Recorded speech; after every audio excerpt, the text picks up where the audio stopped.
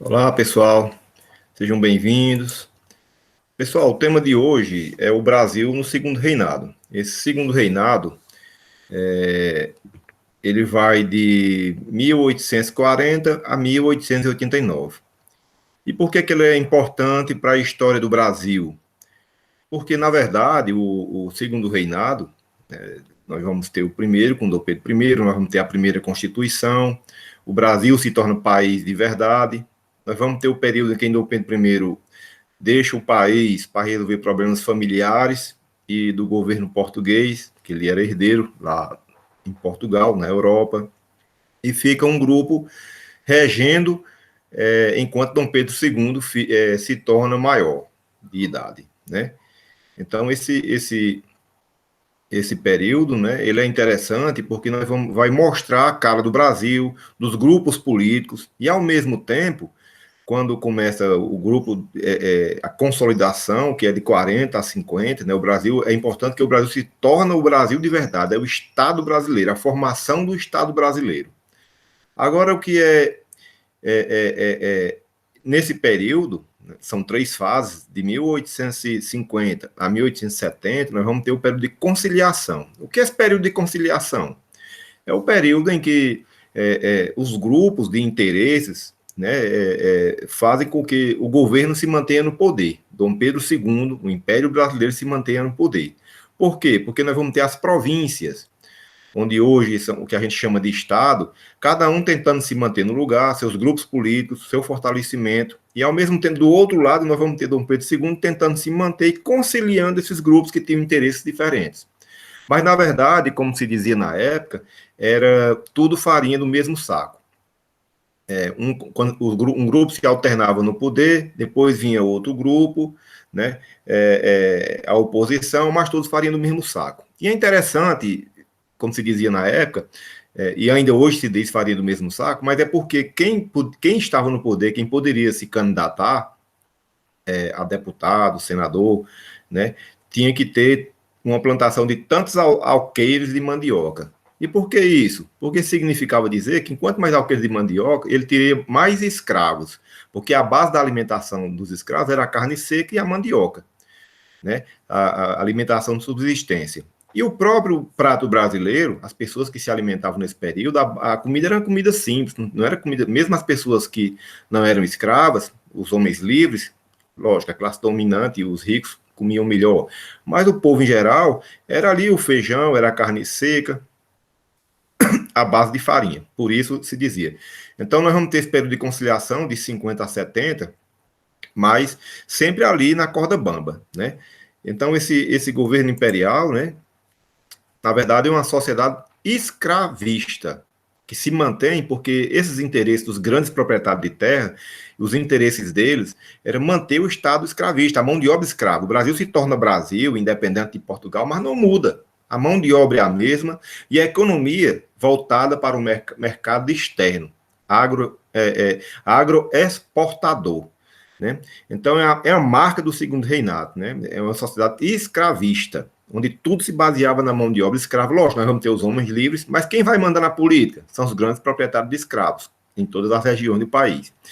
Então, essa sociedade escravista esteve presente nos debates políticos no parlamento, nos confrontos militares, como, por exemplo, a Guerra do Paraguai, que a gente vai falar.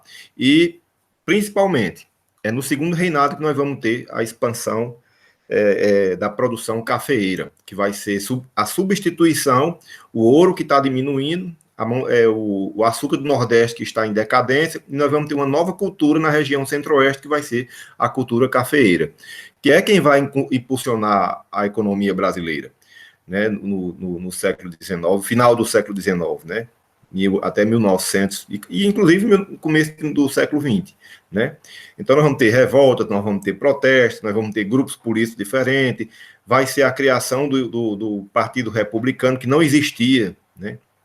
Então, a escravidão, pessoal, deixa marcas profundas na sociedade brasileira, né? Que são preconceitos de cor, marginalização, né? E abismo social. A desvalorização do trabalho manual, desrespeito aos trabalhadores, são apenas, né, que ainda hoje a gente possui, alguns dos traços, das características, da herança deixada pela escravidão. Então, esses traços são visíveis em seu cotidiano, no nosso cotidiano, cotidiano de vocês, ainda são visíveis esse preconceito, as diferenças entre os que têm e os que não têm no Brasil, as diferenças de cor, o preconceito contra a mulher, né? Ainda existe hoje nas suas relações pessoais, de vocês e da sua família, ainda persiste isso. Isso tudo, gente, tudo isso que a gente está passando hoje, né? Nós vivemos uma crise hoje no Brasil, entre quem tem e quem não tem, ou seja, a luta de classes, daqueles que querem se manter no topo do poder político, do poder econômico, enquanto que o restante da população vive uma situação muito complicada, tá certo? Então, nós vamos ter duas correntes, né? Vocês estão vendo aqui, que são os liberais, né? Quem eram os liberais, né? Profissionais liberais, urbanos, né? Os latifundiários ligados à produção para o mercado internos, né? E nós vamos ter os conservadores, que são aqueles mesmos do Brasil, que era da época do Brasil colônia, que são os grandes comerciantes, os latifundiários ligados ao mercado externo, os grandes donos de escravos, o pessoal da burocracia estatal que mamava nas tetas do governo. Então, na verdade, eles, como está aqui no slide, né, sem divergência ideológica de ideias, não divergia, né, apenas o que a diferença de um grupo deles, de um grupo para o outro, disputava o poder, mas convergiam para, no final das contas, para não perder o poder, eles entravam em acordo. Então, o que é que eles representavam? Ora, o povo, não, nunca representavam o povo, eles representavam apenas as elites econômicas. Né? Então, só para a gente ter uma ideia, como o Estado brasileiro, quando ele foi criado lá na independência, só repetindo aquela aula que eu expliquei para vocês, na verdade, o Brasil ele é criado para os ricos. O Estado brasileiro, o país Brasil, ele é criado para um grupo de pessoas. Para um grupo de pessoas legalizar seu poder político e econômico. Está na lei que a Constituição ela foi feita para um grupo governar, a família real e mais as pessoas que acompanhavam, os grandes proprietários de terras, né, ligados ao setor do latifúndio, para tomar de conta e dizer assim, esse país é meu. E o povo é apenas um apêndice, apenas uma parte ali, que a mão de obra sendo usada como bucha de canhão, apenas para os interesses dessa elite. Será se tem alguma coisa com relação a hoje? É por isso que quando tem grupos mais populares, um partido mais ligado ao povo, um político que é mais ligado aos mais pobres aqui, dificilmente ele se elege, porque não tem questão financeira, né? E ainda falta educação política para o brasileiro, porque o nível educacional brasileiro, a visão crítica do brasileiro ainda é muito baixa, há pouca escolaridade, né? Então não tem essa visão crítica de saber que nós não temos representantes, né, atualmente, né? Os grupos que estão no poder existem alguns prefeitos, alguns governadores que são mais ligados aos mais pobres, ligados à sociedade, mas no âmbito geral, na maioria, aí no mínimo 70%, 50%, 60%, 70%, o Brasil é governado por elites, ricos governando os mais pobres, né? Jamais nossos direitos serão atendidos. Quando existe um avanço na sociedade brasileira, como nós tivemos agora nos últimos anos, aí de novo o Brasil volta atrás, como nós voltamos no tempo, isso é científico, é história, não é o professor Amaral que está dizendo, é o que está acontecendo hoje. E é fruto desse passado que nós estamos estudando aqui. Então, quando tem um avanço, aí volta. Quando tem um avanço, eles tomam de novo o poder, os ricos tomam de novo o poder, e o povo fica a ver navios. É o que está acontecendo agora. Todos os avanços que a gente conseguiu na Constituição, também conhecida como Constituição, que vocês vão entender em História 2, a Constituição Democrática de 1988, todos os avanços que nós conseguimos na educação, na economia, na democracia, nós voltamos no tempo. Por que isso aconteceu? Vocês vão entender lá na frente com História 2. Então, gente, aqui no Brasil, nós vamos ter um parlamento, né? Segundo a Constituição, né, é um parlamentarismo às avessas. Diferente lá da Inglaterra, que é o parlamentarismo clássico, lá tem a rainha, ainda hoje é assim, há mais de 400 anos, mais de 500 anos, lá na Inglaterra, que é o parlamentarismo clássico, a gente chama. Tem o rei, né, hoje é uma rainha, ela comanda o poder, mas ela comanda o poder político, mas na verdade quem manda são os partidos. Ela só figura. Aqui no Brasil foi o contrário. É um parlamentarismo, mas o parlamento não tem poder, porque aqui no Brasil foi criado o quarto poder, que é o poder moderador. Então a gente vai ter o legislativo, o judiciário e o executivo, como hoje é no presidencialismo. Mas na época, além desses três poderes, nós vamos ter o poder moderador, que na verdade na Constituição, o Dom Pedro II, Dom Pedro I, depois Dom Pedro II, ele na verdade é quem manda. Lá na Inglaterra, a rainha da Inglaterra manda? Não, não manda. Quem manda é o parlamento, ou seja, o deputado representante do povo. Ele é apenas figurante. É tanto que lá vai ter um primeiro-ministro, que ele só faz as coisas que se for aprovado pelo parlamento. Aqui no Brasil foi ao contrário. Né? Dom Pedro é que manipulava, né, tanto os conservadores como os liberais. Ele protegia eles, esse poder, para poder ele ter apoio e se manter no poder. Em 1850, pessoal, nós vamos ter um problema seríssimo aqui no Brasil, que, inclusive, é bom prestar atenção no texto, vocês vão ler lá, é um dos motivos porque nós temos uma concentração de terra muito grande aqui no país. Essa concentração de terra tem um motivo, que foi a Lei de Terra de 1850. O que foi essa Lei de Terra? Bom, acontece que quando em 1850 acaba o tráfico de escravos, não tem mais escravos vindos para aqui para o Brasil, escravizados, então, e a produção de café começou a aumentar, precisava de mão de obra. Por quê? Porque a essência brasileira, a economia brasileira sempre foi, do Estado brasileiro, foi mão de obra escrava. E aí precisava de mão de obra barata. Acontece que começou a chegar, 1860, 1870, né, muita gente de fora, por quê? Por causa das crises europeias no século XIX. Como principalmente italiano, polonês, alemão, os eslavos em geral começaram a chegar para o Brasil. Mas aí, os grandes proprietários de terra, que também eram os deputados que faziam as leis, e senadores, eles começaram a ficar preocupados. Por quê? Porque o objetivo deles era produzir para exportação, era produzir para vender para fora, as grandes propriedades, os latifúndios. Então, o que foi que eles pensaram? Ora, esse pessoal vindo para cá, os escravos que eram libertos, tal, esse pessoal vindo para cá, o que é que vai acontecer? Eles vão começar a criar agricultura familiar, né? Vão entrar nas terras aí, a terra que não tem dono, não tem registro em cartório, que são as chamadas terras devolutas, né? O que são terras devolutas? Essas pertencem ao Estado, ou ela pertence ao município, ou pertence a uma província, no caso, como os estados de hoje, estados da federação, ou pertence à União, ao governo federal. Que você hoje, por exemplo, o que a lei diz? Se você entrar numa terra dessa que for pública e você passar tantos anos, você tem direito a ela. Então, eles tinham medo de quê? De que as pessoas se fixassem naquelas terras, né? Escravos fugidos, ou escravos libertos, ou os imigrantes, ou o homem livre do campo mesmo, aquele homem livre que não era escravo, mas que era livre, eles começaram a produzir para subsistência para o mercado interno. Ou seja, começaram a produzir algodão, fumo, arroz, milho, né? Qualquer produto, ou criar carneiro, criar granja de porcos, frangos, boi, né, cavalo, seja lá o que for, mercado interno. Então eles tinham medo que eles começassem a produzir para um mercado interno e faltasse o quê?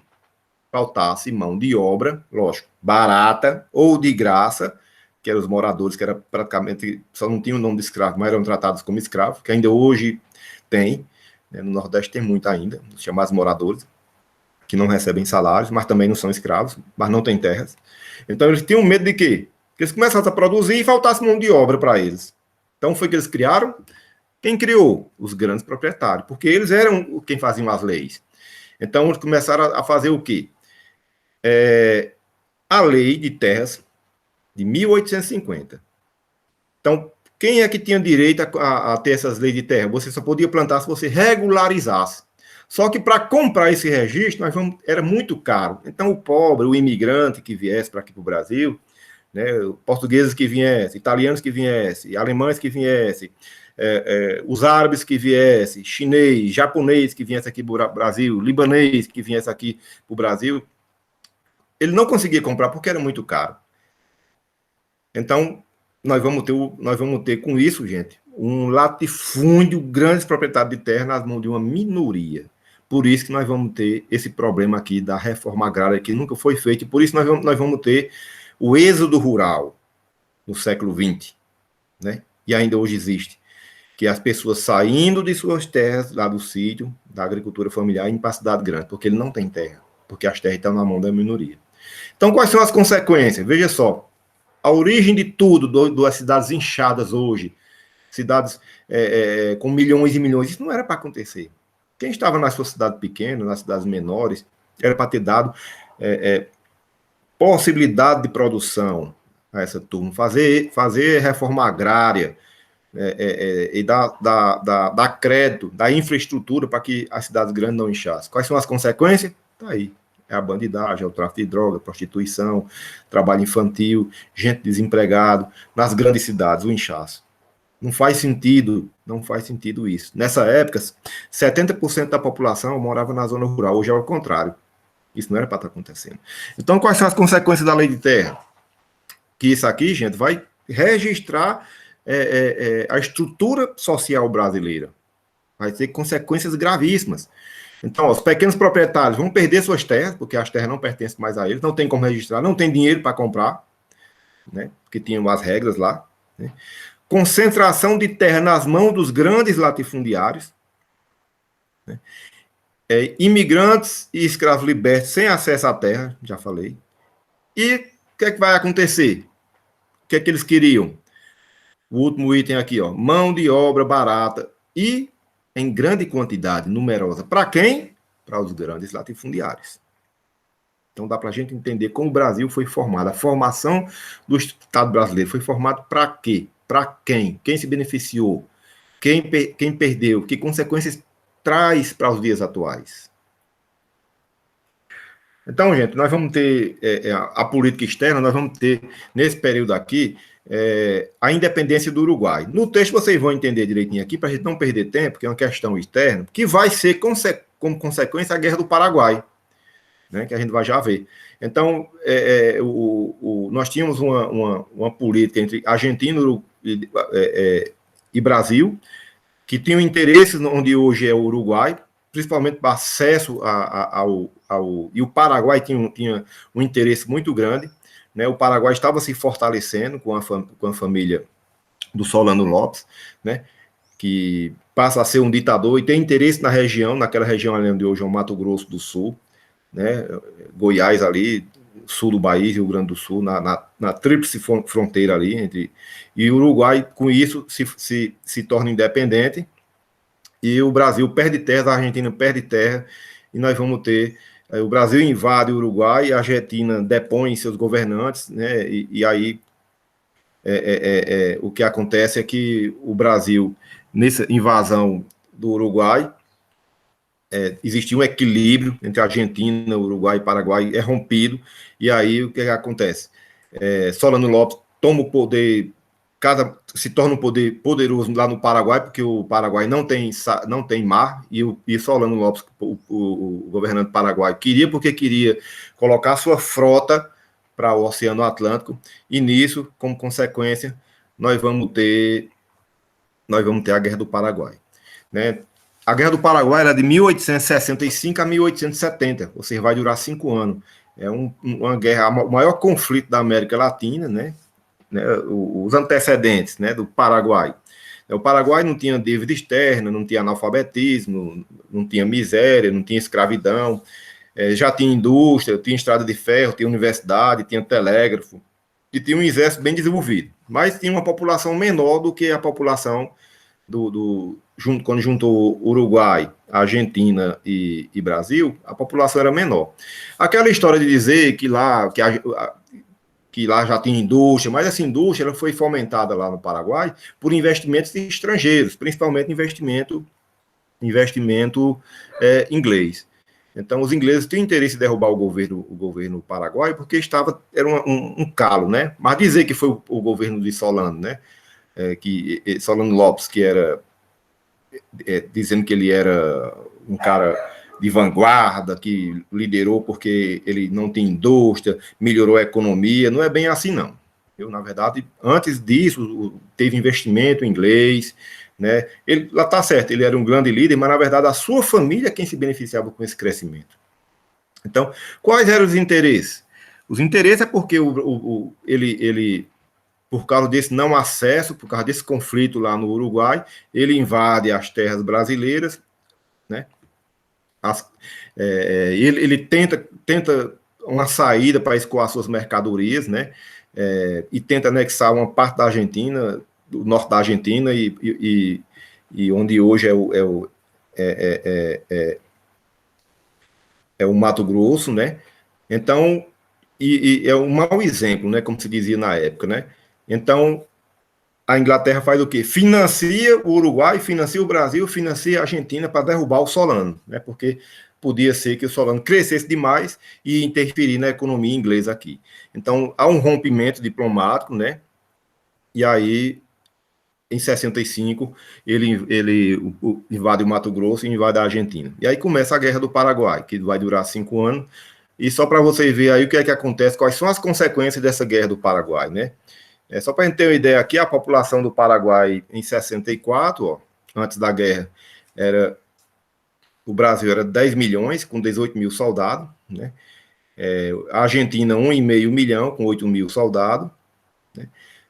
O Uruguai tinha 300 mil pessoas, né? Um pouco mais aí do que Juazeiro hoje, com 1.000 soldados, e o Paraguai tinha 800 mil pessoas, e 64 mil soldados, ou seja, tinha mais soldados, né, do que os 3 países juntos, mas a população era muito menor. Ou seja, de início, eles se dão muito bem, mas uma guerra a longo prazo não teria soldado suficiente, não demoraria, e lógico que com o financiamento da Inglaterra na Tríplice Aliança, né, contra o Paraguai, lógico que no final eles perderiam a guerra, né, porque quem vai fornecer, financiar essa guerra contra o Paraguai, na verdade, vai ser a Inglaterra, né? Então, veja, gente, que o Paraguai ele sai destroçado. Quando a gente diz assim, o Paraguai não tem indústria, você comprou um produto do Paraguai. Não, na verdade, o Paraguai ainda hoje não tem indústria. Porque aqueles que a gente compra lá, que diz que é do Paraguai, não é do Paraguai, ele é importado, principalmente da China, produto falsificado, ou produto de qualidade mesmo, mas não é de lá, porque desde então o Paraguai não se recuperou dessa guerra, não deixou de ser um país que tinha uma promissora indústria, mas a agricultura acabou, a população acabou, só para a gente ter uma ideia, 99%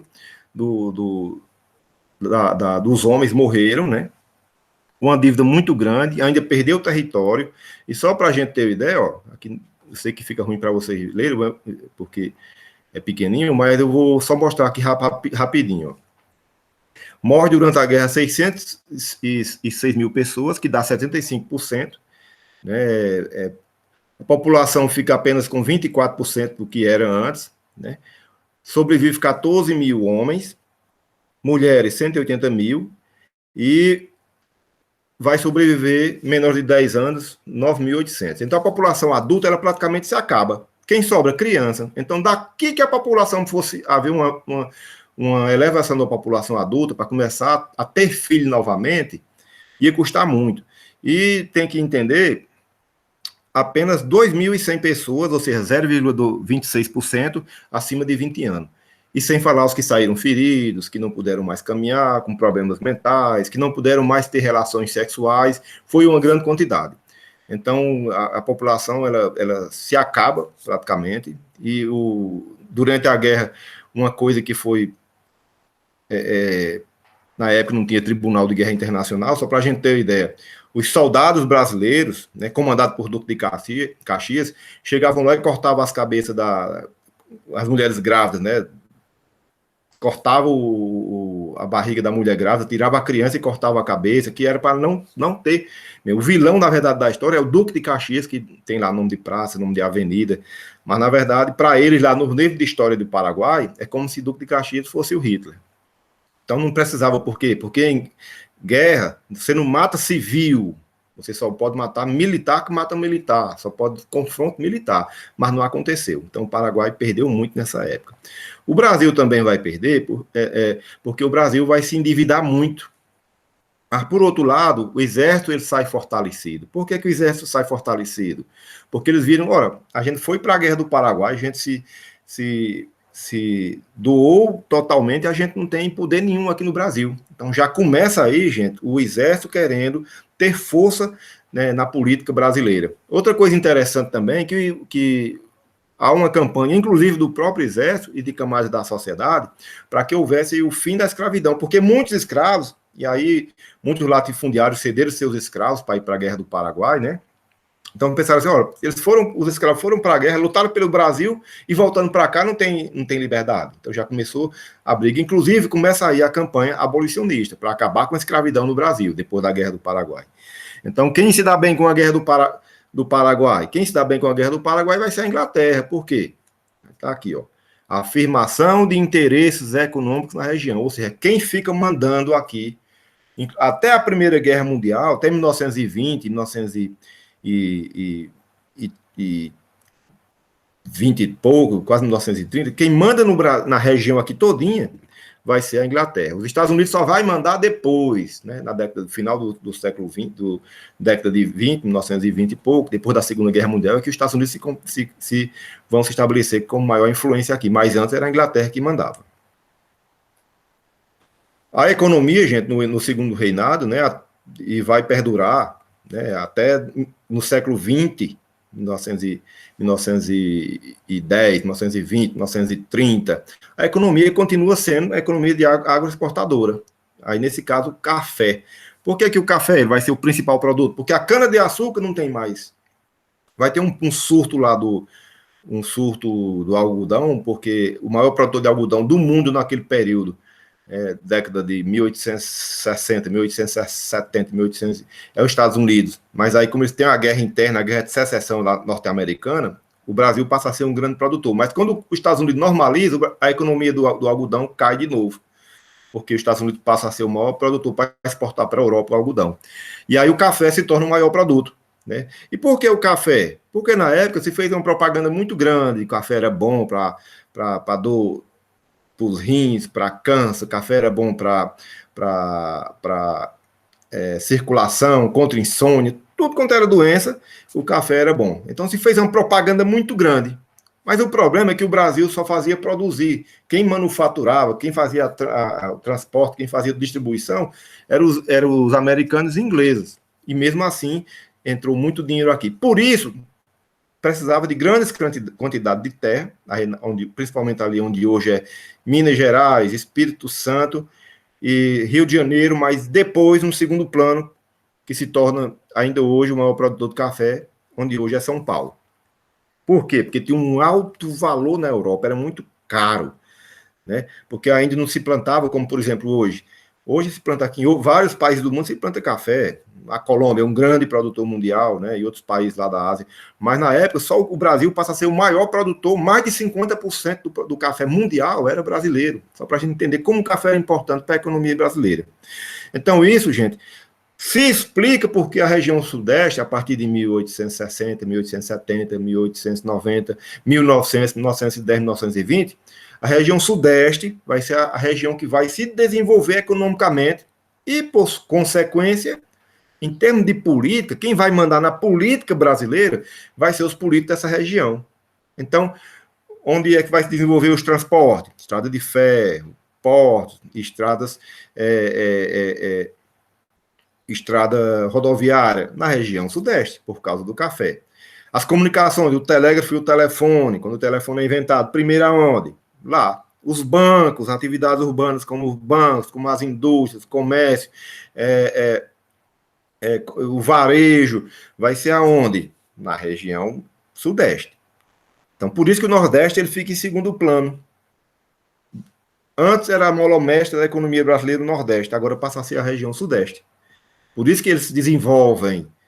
E logo depois, já no final do século XIX e início do século XX, depois de 1900, São Paulo passa a ser o estado mais importante, tanto politicamente como economicamente, graças ao café.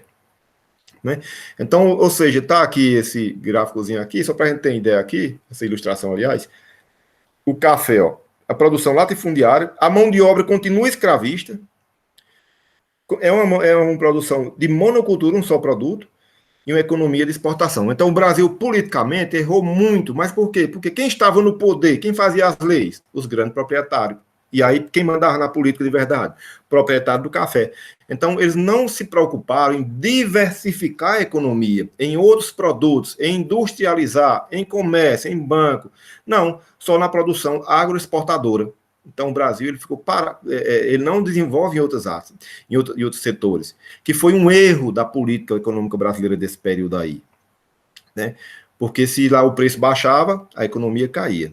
E a mão de obra continua escrava.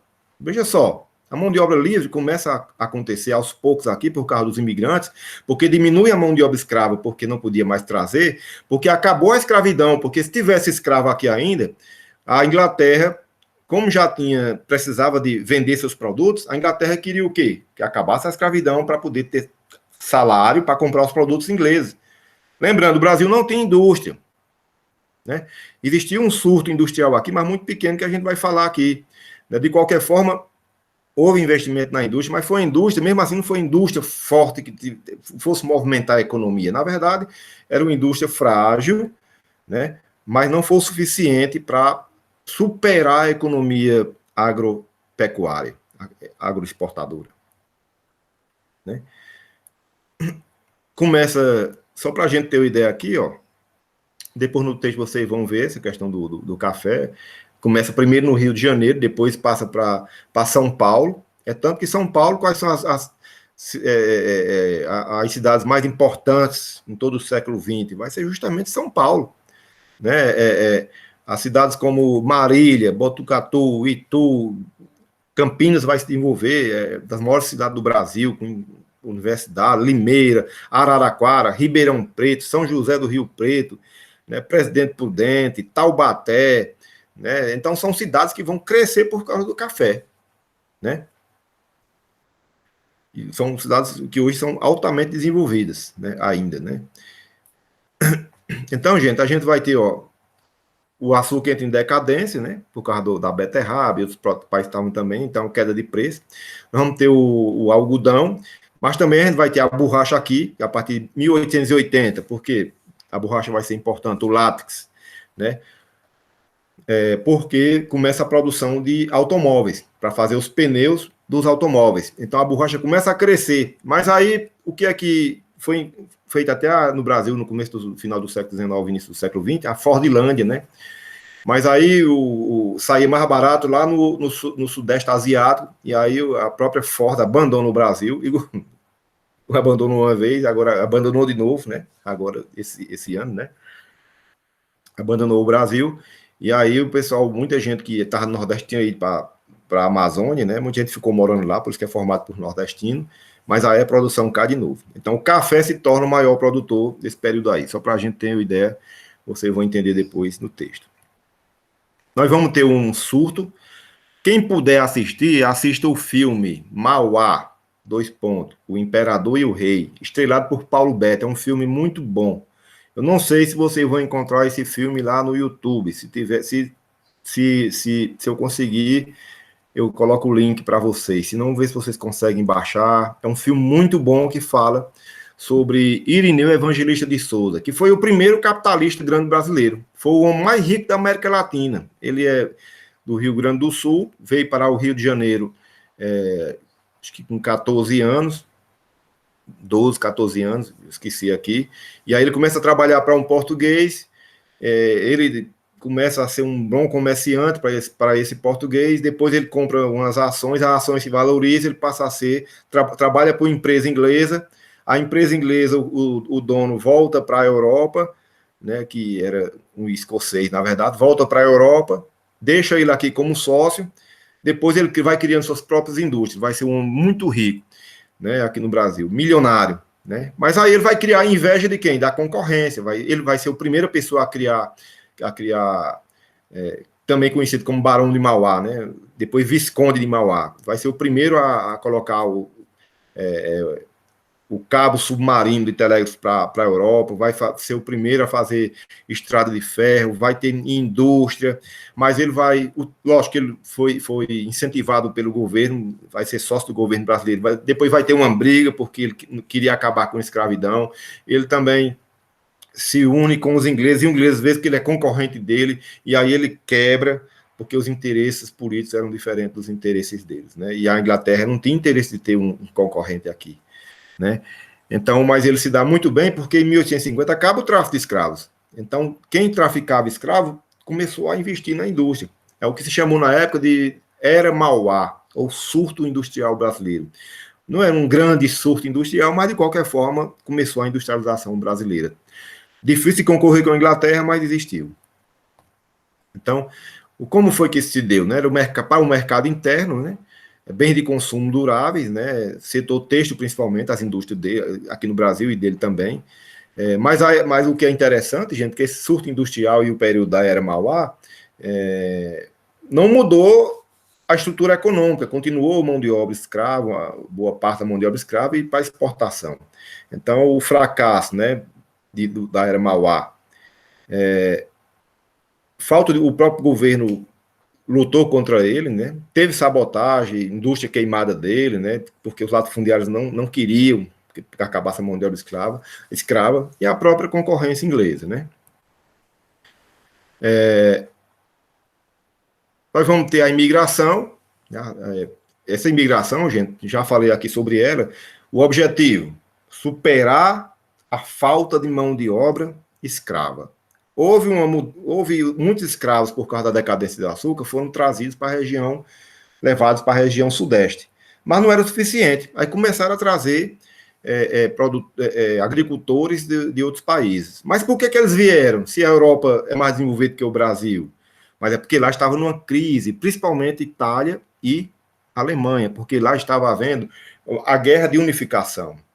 Como assim guerra de unificação? É porque na Alemanha e na Itália, gente, dá o exemplo aqui da Itália, que na Alemanha foi a mesma coisa. Lá existiam os principados, não era um país como a gente conhece hoje. Então existia a República de Roma, a República de Turim, a República de Parma, né, e assim por diante. A República de Nápoles. Então, cada um não era unificado. Então, houve uma guerra para unificar e fazer um só país, e isso, muita gente saiu fugindo de lá, e na Alemanha foi a mesma coisa. Esse pessoal que veio, os imigrantes para o Brasil, eles vieram de lá porque a crise estava grande, né? Fome, desemprego. Né? Então, vieram para aqui para trabalhar como agricultor, incentivado pelo governo brasileiro e as embaixadas, né? Então, era uma crise social e econômica muito grande lá. Então, isso foi interessante e foi também incentivado pelo governo brasileiro porque houve uma tentativa de eugenia. O que é eugenia? Mais ou menos o que Hitler fez lá na Alemanha da Segunda Guerra Mundial, que era branquear a pele da população brasileira. Misturar para expulsar, olha só o racismo, que coisa feia e nojenta. Tentar branquear a população brasileira. Isso é crime, né? Para não dizer que matasse, porque não podia mais trazer mão de obra escrava, então vamos aproveitar e vamos branquear aqui, vamos misturar aqui para acabar com a pele escura, como se isso resolvesse, porque você vai para a genética. Não é a cor da pele que vai dizer a sua genética. E nem a qualidade da pessoa. Isso é crime, isso é racismo. Então, de 1820 a 1890, né, olha o tanto de pessoas, de portugueses, 315 mil portugueses, italianos, 360 mil, alemães, 75 mil, espanhóis, 45 mil, e outros, aí mistura com tudo aí, como polonês, como o pessoal do Oriente Médio ali, os árabes, né, japonês, 193 mil. Isso nesse período, porque continuou vindo. Isso é o que tem oficialmente, que tem os clandestinos aí, então você pode aí botar mais 30% dos que não estavam registrados, né? E sem falar também, gente, que o tráfico de escravos acaba em 1850, mas por baixo do pano, né, o contrabando de escravo, ele continua acontecendo, vindo por baixo do pano. Muita gente lucrava com isso. Né? Isso aqui nós estamos falando oficialmente.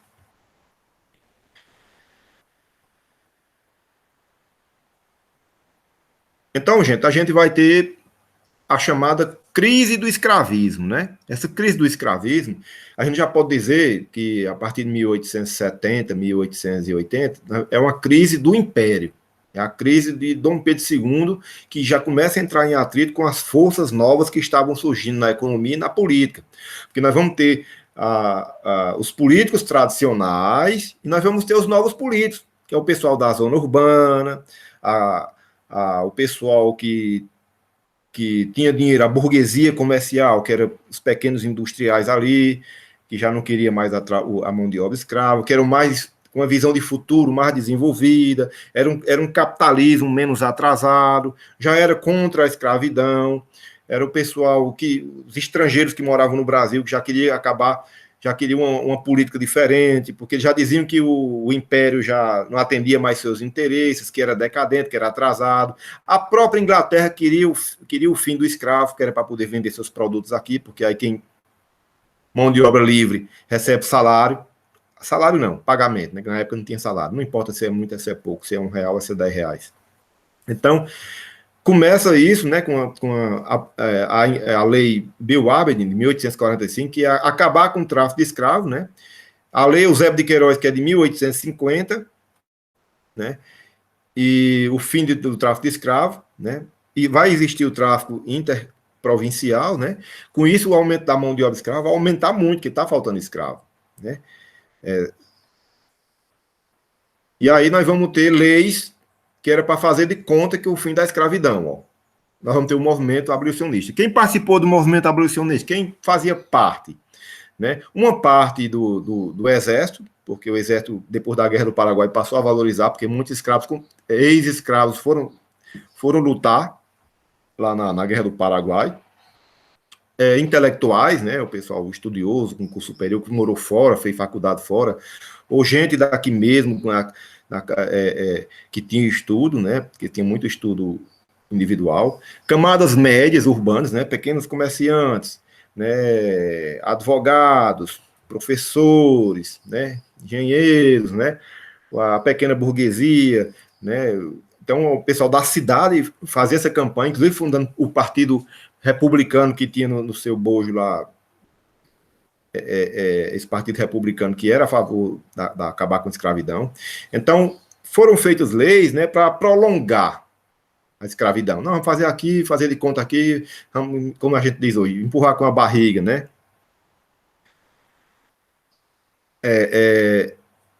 A lei do ventre livre, ó, em 1871, o que é que dizia ela? Quem nascesse a partir de lá, ele não seria mais escravo. Mas é uma lei, ela é inócua. Por quê? Porque como é que você é filho de escravo? Quando você nasce, você vai para onde? Porque não tem escola para você. Ninguém vai querer criar um filho do outro. Então ele continua vivendo com o pai e a mãe, que é escravo, vive no mesmo local que o pai e a mãe presta serviço, ele não vai receber um salário, tem o preconceito, ele continua sendo, entre aspas, escravo. Ele só é na lei livre, para ir onde ele quiser, ninguém é dono dele, mas a vida dele é como se ele fosse um escravo. Então, essa lei não existe. A lei dos sexagenários, ou lei Saraiva-Cotegipe, que ela é de 85. O que é que ela dizia? Quem completar 60 anos, que foi escravo, né? Entenda bem, que foi escravizado. Não é pele escura, não. Tinha muita gente de pele escura que era livre, né? A partir de 1885, você completou 60 anos, mas o problema é que para você chegar aos 60 anos, só uma minoria chegava. Então, praticamente não atingia ninguém, né? Porque a vida do escravo, mau cuidado de saúde, má alimentação, trabalhava muito, a medicina atrasada, né, naquela época. Se nem até o homem livre, ou até aquele que tivesse dinheiro para chegar aos 60 anos, era complicado.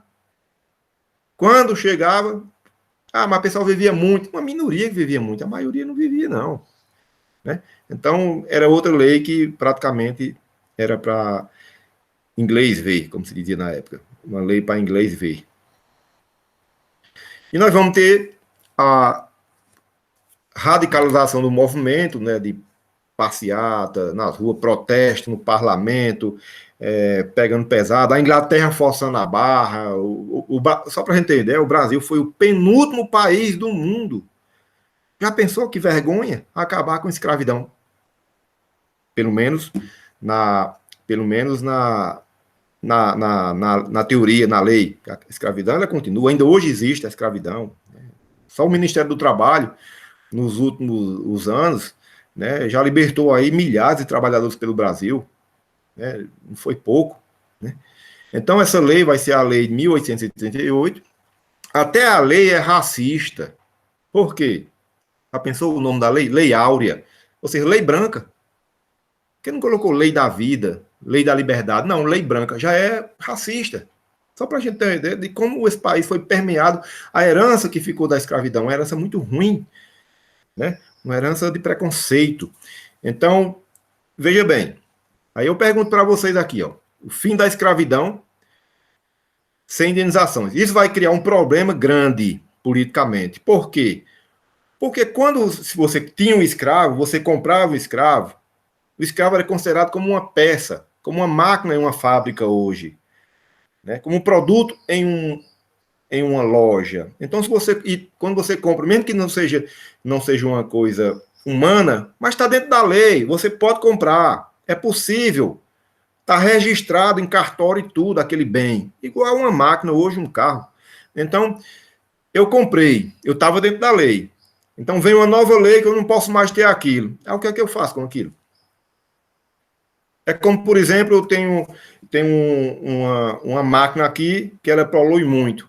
Mas na hora que eu comprei, estava dentro da lei. Aí o governo vem e diz, essa lei não pode, essa máquina não pode mais funcionar, não, tem que parar ela aqui. Aí o que é que eu faço com o dinheiro que foi investido? Quem é que vai me devolver esse dinheiro que eu investi? Vocês estão entendendo como é complicado para o proprietário de escravo? Não estou dizendo que ele está certo, não. Cuidado com isso. Não estou dizendo isso. O que eu estou dizendo é que gerou um problema político entre quem era dono de escravo e o governo imperial, Dom Pedro. E agora o que é que ele vai fazer? Então vai criar o quê? Uma oposição de gente que era contra o governo. Porque a produção, ele está lá, um monte de gente trabalhando na lavoura.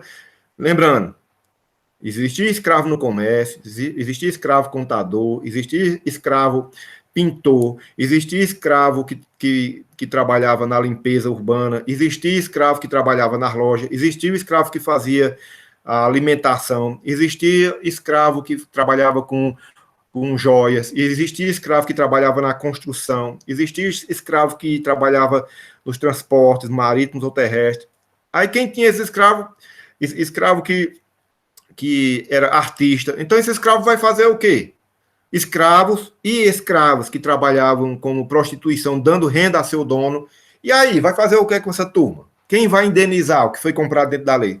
Entender o raciocínio? Não estou dizendo que está certo a escravidão, não estou dizendo que é legal. Não, é uma coisa nojenta, horrenda, é feio, é ilegal, é desumano, é monstruoso. Mas e o cara que comprou? Ele comprou dentro da lei. Se a lei está errada, né?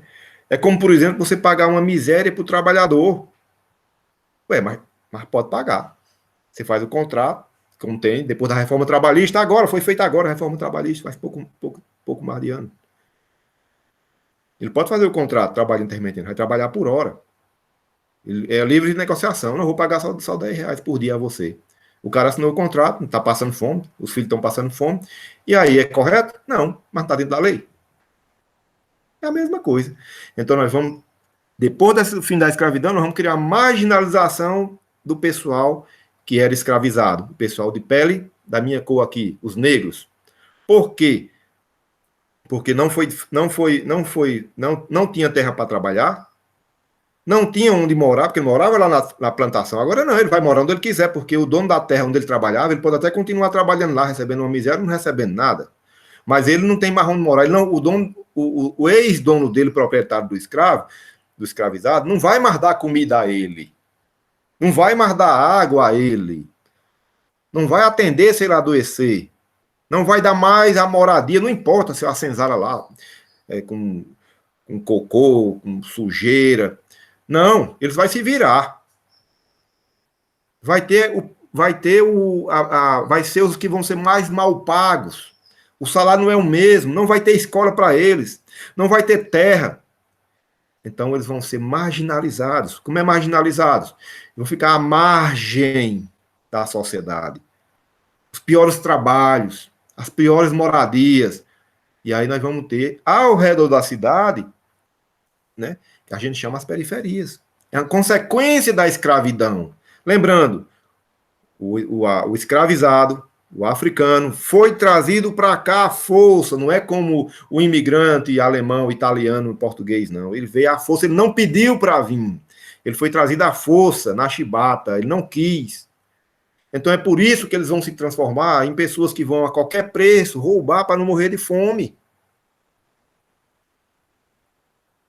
E eles foi quem construíram esse país, o pessoal negro, africano, foi quem construiu o Brasil. E em troca não foi dado nada. É por isso que hoje nós vamos ter as políticas de cotas, para ver se compensa o passado da escravidão nojento. Por quê? Porque ainda hoje, por causa desse passado da escravidão, são os piores salários, né? Onde são as pessoas que são mais mal atendidas nas questões sociais, menos escolarizadas, onde existem os preconceitos, onde quem são mais mortos pelas polícias, né? Onde existe a população mais pobre, mais mal paga do país, onde existe o maior desemprego, porque não foi dado o mesmo critério de competição para os ex-escravos para os que eram libertos, né? É onde ficava, onde os piores locais, mesmo depois da escravidão, isso no século... só para vocês terem uma ideia aqui, quando começou os times de futebol aqui no Brasil, só para vocês terem, para jogar nos times de futebol, isso nós estamos falando aqui em 1900, 1920, 1930, 1940, os jogadores não podiam ser negros, era proibido. Depois, lá em 1900, eu não me lembro aqui a data, 1920, 30, foi que o Vasco da Gama, lá do Rio de Janeiro, é o primeiro país a colocar negro no time, porque não podia, só para a gente ter uma ideia da dimensão disso. Então, em 1888, fim da escravidão, nós vamos criar uma crise política do Império. Por quê? Porque os grandes latifundiários, donos de escravos, donos de terra, que apoiavam o Império, que apoiavam Dom Pedro II, agora vão ficar o quê? Contra Dom Pedro II. Né? Então, 1888. O que é que vai acontecer até 1889, que é o fim do Império, que é a proclamação da República? Começa com essa crise aí, ó, com o fim da escravidão. Depois nós vamos ter o quê? Ó, nós vamos ter a questão religiosa, que na verdade, a Constituição brasileira, aquela de 24 de Dom Pedro I, dizia que quem nomeava, por exemplo, o bispo aqui da Diocese do Cariri, que foi embora, quem nomeia é a própria igreja. Mas na época, quem nomeava era o imperador. Então a igreja criou um clima muito ruim, e muitos bispos reivindicaram para acabar com isso, mas estava na Constituição. Houve revolta de bispos, e aí a igreja começa a ficar contra o império também. Isso a partir de 1870. É um dos motivos. Então nós vamos ter a crise da escravidão, a crise da igreja e a questão militar. Vou ler aqui para vocês. Ó. O exército desprestigiado pelo governo, porque ganhavam muito pouco, pouca aparelhagem e investimento em relação a outros países. Era um exército fraquinho, só para a gente ter uma ideia. Né? O exército brasileiro, na Guerra de Canudos, perdeu 3 vezes para os homens de Antônio Conselheiro. Isso é outro assunto. Então o exército sai fortalecido da Guerra do Paraguai, né, porque venceu. E, além de que, quem se manifestasse politicamente era punido. Então, uma coisa que entra também dentro do exército são as ideias de abolicionista e republicanas positivistas. Ou seja, o que é o positivismo? É uma teoria uma teoria francesa, que dizia que quem deveria comandar o governo eram pessoas que tinham mais capacidade. E ele, o exército brasileiro, achava que tinha essa capacidade. Então, já viu o Dom Pedro já numa situação de fragilidade, pressões por todos os lados, né? Nós vamos ter também outro problema para Dom Pedro II e o fim do Império. A questão republicana, que é o Partido Republicano a partir de 1870, né, que é uma dissidência do Partido Liberal. Em 73, fundação do Republicano Paulista, ligado aos grandes cafeicultores. Então, há um problema entre dois lados, esse Partido Republicano. Os cafeicultores antigos e os cafeicultores novos. Os novos são quem? Que queriam uma participação política maior, mas eles não eram tradicionais, da elite tradicional. Nós vamos ter o abolicionismo em contradição com o escravismo, defendido por velhas elites aristocráticas cariocas, porque as novas elites, que era lá de São Paulo, a burguesia cafeeira chamada, não é diferente do latifúndio. Então, entra em choque, porque uns queriam acabar com a escravidão. E aqui, um problema que a gente vai, quando acabar o Império, eles queriam uma maior poder estadual. O que é isso aqui? Os políticos de cada estado, Pernambuco, Bahia, São Paulo, Rio Grande do Sul, Minas Gerais, que na época chamava de província, eles vão querer uma maior autonomia, vão querer mandar como se fosse dono daquele local. E ficou a queda de braço entre Dom Pedro e esses chefes políticos. Que depois Dom Pedro ele tenta atender, faz reforma, mas já era tarde demais, né? As pressões de todos os lados. E nós vamos ter também, lógico, o pessoal da cidade, que era o pessoal um pouco mais estudado, né? E não tinha participação nenhuma politicamente, porque quem tinha participação política eram os ricos. Então a classe média, os comerciantes, médicos, advogados, comerciantes médios e pequenos, não tinha participação, não tinha representatividade. Eles queriam participar mais, porque não tinham como, porque só as elites, os grandão, é que participavam. Então, todos eles que não tinham essa participação vão querer pressionar para ter. E Dom Pedro fica essa queda de braço, e ele, como ele não negociou, passou dezenas de anos sem negociar, quando chegou no ponto, depois do fim da escravidão, então as pressões, em um ano, as pressões ficaram mais fortes, e aí quem sustentava ele mesmo era o pessoal, os grandes proprietários de terra e dono de escravo. Como não teve mais esse apoio, que era a aristocracia tradicional, então Dom Pedro, essa charge aqui mostra muito bem, charge da época, dizendo que ele já não tinha mais capacidade, que já era dorminhoco, que era o estado lento, né? E aí, o que é que acontece, né? A proclamação da República, que foi quando? Lá no feriado de novembro, no dia 15 de novembro. Foi uma proclamação sem ter participação popular, né? Porque depois de 88, Dom Pedro não fez reforma, tentou-se fazer reforma, mas não teve jeito. Foi o que ele fez: autonomia provincial, liberdade de culto e ensino, né? Senado temporário, facilitou o empréstimo, né? Mas aí o parlamento nega, porque o parlamento já estava sem apoiar mais, é dissolvido pelo imperador, e aí não teve jeito. O exército sai às ruas, depõe ele e ele é colocado para fora do Brasil. Na verdade, foi o primeiro golpe do Brasil, de vários que a gente vai ver a história do Brasil. No século XX. Né? Então, Marechal Deodoro da Fonseca, né, que era lá de Alagoas, a cidade de Marechal Deodoro, lidera a rebelião que depõe Dom Pedro II. Quando foi a proclamação, que isso foi de noite para amanhecer o dia, Dom Pedro já tinha ele de pijama, isso foi tirado do poder de pijama e tudo mais, o pessoal saiu, o exército marchando na rua, e o povo sem saber o que estava acontecendo. Né? Igual o 7 de setembro, que foi mais ou menos um golpe também, né? Parecido, mas não foi, eu expliquei para vocês, igual o 7 de setembro, então Dom Pedro, a proclamação da República também foi um golpe, porque tirou do poder o Estado estabelecido, a Constituição, o novo negociação, foi imposto mesmo. Se foi uma coisa boa, uma coisa ruim, aí é outra questão, para outra discussão, que não é agora. O que importa é que o primeiro golpe mesmo foi o que é feriado lá no 15 de novembro, né, a proclamação da República. Aí a pergunta que fica para o próximo assunto: Essa república, que vem lá do latim, que é público, quer dizer que é de todos, será se o Estado brasileiro passou a ser de todos realmente? É uma boa pergunta, né? É uma boa pergunta. Então, gente, o assunto dessa aula era isso, né?